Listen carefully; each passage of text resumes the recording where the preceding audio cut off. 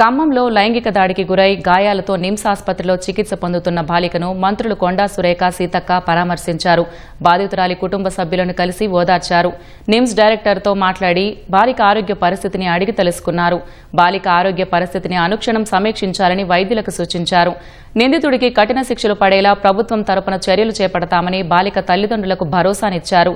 బాలిక కుటుంబానికి ప్రభుత్వం తరపున 5 లక్షల రూపాయల తక్షణ సాయాన్ని ప్రకటించారు.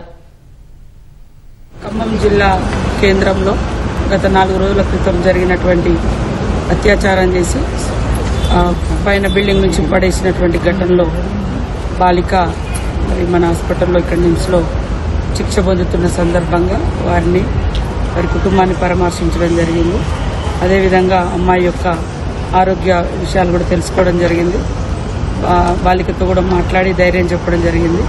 మంత్రులు పొంగులేటి గారు, తుమ్మల గారు కూడా ఎప్పటికప్పుడు ఫాలోఅప్ చేసి మరి అమ్మాయిని మంచి ట్రీట్మెంట్ కోసం ఇక్కడికి నిమ్స్ దాకా పంపించడం జరిగింది. హాస్పిటల్ యాజమాన్యం, డాక్టర్స్ అందరూ కూడా సురక్షితంగా అదేవిధంగా అన్ని రకాల వైద్య సౌకర్యాలను అందుబాటులోకి తీసుకొచ్చి తను తొందరగా కోలుకునే విధంగా ట్రీట్మెంట్ కూడా జరుగుతుంది.